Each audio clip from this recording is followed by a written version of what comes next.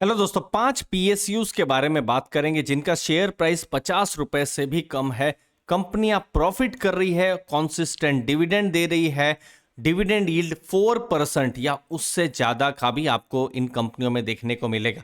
तो पहला नाम दोस्तों है पावर सेक्टर से एनएचपीसी का। 4% से ज्यादा का डिविडेंड यील्ड है कंपनी का। अभी आप शेयर प्राइस 42 रुपीज के आसपास आप देखने को आपको मिलेगा।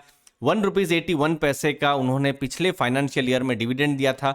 उससे पहले 1.60 रुपये का डिविडेंड दिया था। मतलब ईयर ऑन ईयर जो डिविडेंड है वो बढ़ा है और ये एक पॉजिटिव आप मान सकते हैं। डिविडेंड कब कंपनी देती है, अगर हम पिछले 2 सालों की हिस्ट्री देखें तो एक डिविडेंड फरवरी के महीने में आता है और फाइनल डिविडेंड अगस्त सितंबर में आता है। तो ये जो डिविडेंड है ये रिकॉर्ड डेट है, ये आपको ध्यान में रखना है। फरवरी में रिकॉर्ड डेट और दूसरी रिकॉर्ड डेट अगस्त या सितंबर के महीने में। अब काम क्या करती है एनएचपीसी दोस्तों? हाइड्रो पावर की कंपनी है। जैसे एनटीपीसी पावर बनाती है वैसे ये भी इलेक्ट्रिसिटी बनाती है, लेकिन पानी से बनाती है। और अभी ग्रीन एनर्जी का एक फोकस तो है ही, तो इसीलिए एनएचपीसी भी अगले कुछ समय में आप देख सकते हैं फोकस में आ सकता है। नवंबर 10 इमीडिएट ट्रिगर है क्योंकि नवंबर 10 को रिजल्ट आने वाले हैं। और अगर आप असम या अरुणाचल प्रदेश या नॉर्थ ईस्ट में से कहीं पर बिलोंग करते हैं तो आपने जरूर सुना होगा ब्रह्मपुत्र नदी के बारे में। और ब्रह्मपुत्र नदी की एक ट्रिब्यूटरी है जिसका नाम है सुबनसिरी करके, और वहां पर एक बहुत बड़ा प्रोजेक्ट बन रहा है एनएचपीसी का दोस्तों, जो कि कुछ पार्ट मार्च के महीने में कमीशन हो सकता है और फिर अगले फाइनेंशियल ईयर में बाकी का पार्ट ये कमीशन हो सकता है। अगर ये होता है तो कंपनी की इनकम और बढ़ सकती है, 1200 करोड़ और बढ़ सकती है। अभी आप फिलहाल मार्केट कैप देखेंगे, मिड कैप कंपनी है, 42,000 करोड़ का मार्केट कैप है।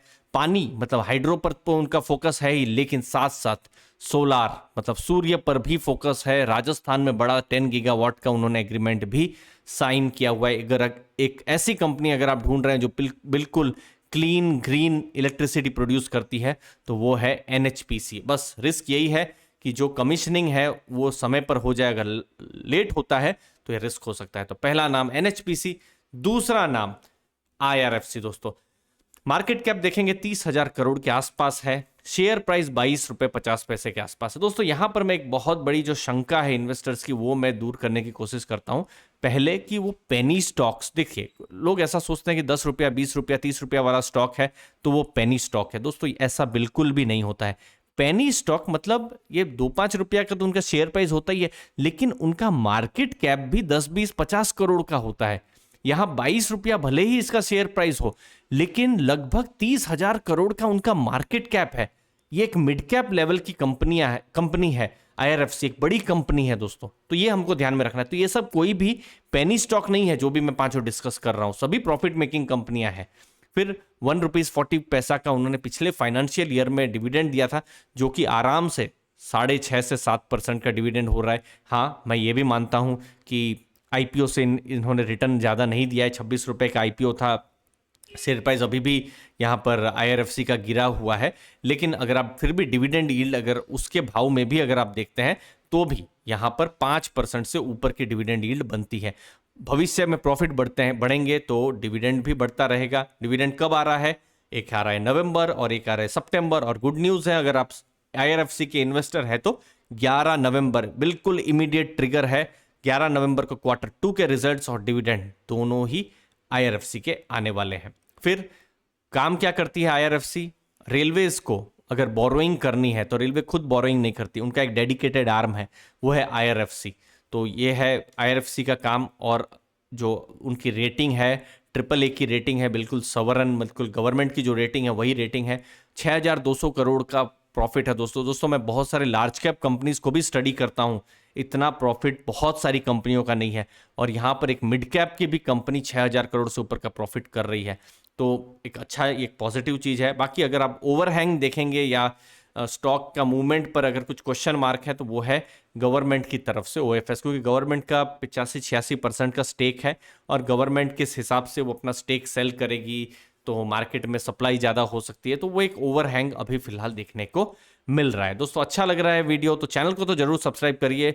हम लॉन्ग टर्म पर बात करते हैं, हमारा टेलीग्राम ग्रुप को भी आप ज्वाइन कर सकते हैं, नीचे मैंने लिंक दी हुई है। कोई भी टिप्स नहीं है, लेकिन लर्निंग और रिसर्च और अच्छे आइडियाज़ आपको बहुत सारे मिलेंगे पर्सनल फाइनेंस और स्टॉक्स को लेकर। अब नाम है SJVN का 35 रुपया का शेयर प्राइस है।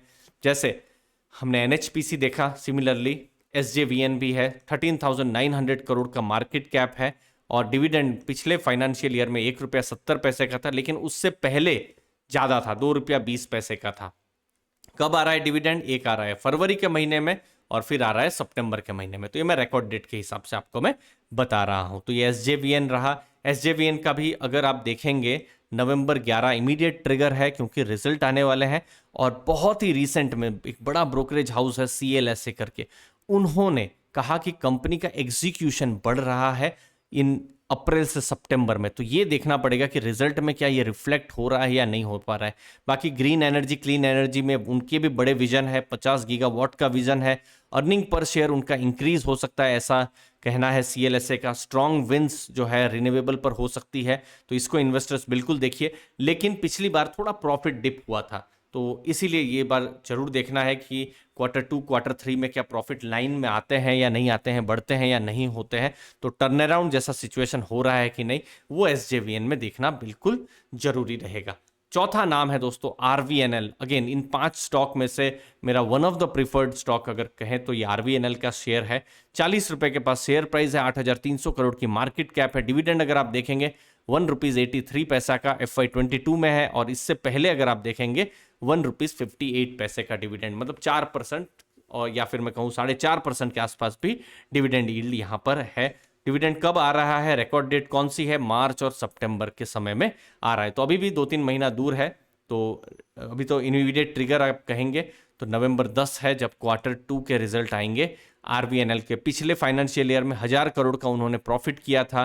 काम क्या करती है? रेलवे के अलग अलग जो प्रोजेक्ट्स हैं उनका काम करती है, जैसे नया लाइन बिछाना है या ब्रॉड गेज करना है, मतलब मीटर गेज से, फिर सिंगल लाइन से डबल लाइन करना है, तो ये सब प्रोजेक्ट्स काम करती है। 55,000 करोड़ से ऊपर की इनकी मार्केट जो है ऑर्डर बुक है अभी, और एग्रेसिव बिडिंग भी उनके द्वारा अभी हो रही है। तो फ्यूचर में, भविष्य में भी अच्छे खासे ग्रोथ होने की भी संभावना है। यहाँ पर अगर आप यहाँ पर एक डिटेल नोट जानना चाहते हैं तो मेरा जो टेलीग्राम ग्रुप है, इनफैक्ट हमारा जो टेलीग्राम ग्रुप है, वहाँ पर आप जा सकते हैं। उसमें हमने डिस्कस किया हुआ है RVNL के बारे में। आखिरी नाम दोस्तों एक और रेलवे की कंपनी इरकॉन। शेयर प्राइस 46 के आसपास है, 4,100 करोड़ का मार्केट कैप है। ₹2.05 का डिविडेंड उन्होंने FY22 में दिया और ₹2.15 का डिविडेंड FY21 में दिया। फरवरी और सितंबर के महीने में डिविडेंड आ रहा है दोस्तों। पिछले साल नवंबर में भी आया था, इस साल नवंबर में नहीं आ रहा है। बाकी अगर आप इन 5 नाम में से अगर आप कहें जिसको मैं कहूँगा कम प्रिफर कर रहा हूं, तो वो इरकॉन ही है, क्योंकि Q1 में बहुत डीग्रोथ हुआ था, 32% ऑपरेशन डीग्रो हुआ था, प्रॉफिट्स 40% डीग्रो हुए थे। तो वो देखना है कि Q2 में चीज़ें सही जा रही है या नहीं जा रही है, क्योंकि नवंबर 11 को रिजल्ट्स हैं। एग्जीक्यूशन देखना है, बिजनेस परफॉर्मेंस को देखना है। यहाँ पर कंपटीशन भी अब रेलवे के प्रोजेक्ट्स में आ रहा है, पहले नॉमिनेशन में मिल जाते थे। तो ये है 42,000 करोड़ की ऑर्डर बुक है, एग्जीक्यूशन पर देखना है, ऑर्डर बुक उनके पास सफिशिएंट है, इसको भी देखना है। तो दोस्तों 5 नाम डिस्कस किए। एज ए डिस्क्लेमर, 5 नाम को मैं ओन करता हूं। अलग अलग जो वेटेजेस हैं उसमें सबसे ज़्यादा वेटेज मैंने अपने पोर्टफोलियो में इन 5 में रखा हुआ है। IRFC का कुछ 1.5% के आसपास में, मतलब इन 5 में मैं बात कर रहा हूँ, मेरे ओवरऑल पोर्टफोलियो की नहीं, सिर्फ इन 5 में। और 5 के थोड़े थोड़े मेरे पास स्टॉक है, लेकिन मैं Q2 पर बहुत ज़्यादा फोकस कर रहा हूं, क्योंकि मैं ऐसा मानता हूं पावर सेक्टर और रेलवे सेक्टर दोनों ही अगले 2-3 सालों में अच्छा कर सकते हैं, और ये PSUs अच्छे प्लेस्ड हैं, लेकिन उनको भी तो रिजल्ट दिखाना है। तो कैसा रिजल्ट आते हैं उन पर फिर जो है फ्यूचर की जो भी रणनीति होगी वो अगर मैं अपनी पर्सनली बात करूं तो तब होगी। अगर मेरा प्रेफरेंस अगर आप पूछेंगे, अगेन ये प्रेफरेंस है मेरा, ये कोई भी रिकमेंडेशन जैसा मत मानिए, अपनी स्टडी जरूर करिएगा, ठीक है, अपने जो भी एडवाइजर है उनको पूछ के। तो मैं जनरली NHPC और RVNL को अभी फिलहाल प्रेफर कर रहा हूँ, साथ साथ IRFC को भी। और यहाँ जो इरकॉन भी है मेरे पोर्टफोलियो में, लेकिन इरकॉन पर मैं थोड़ा, मेरे ऊपर अभी भी द्वंद्व है, क्वेश्चन मार्क है कि किस किस हिसाब से उनका प्रॉफिट होगा या नहीं होगा। तो वो देखना पड़ेगा रिजल्ट अच्छा है या नहीं। और फिर अगर हम देखें SJVN का भी टर्न अराउंड का वेट रहेगा, बट फोकस में मेरे पर्सनली NHPC, RVNL और IRFC यहाँ पर रहने वाले हैं। बाकी आपके क्या व्यूज़ हैं, आपके क्या कोई फेवरेट है इन 5 में से, जरूर बताइएगा कमेंट सेक्शन में। धन्यवाद।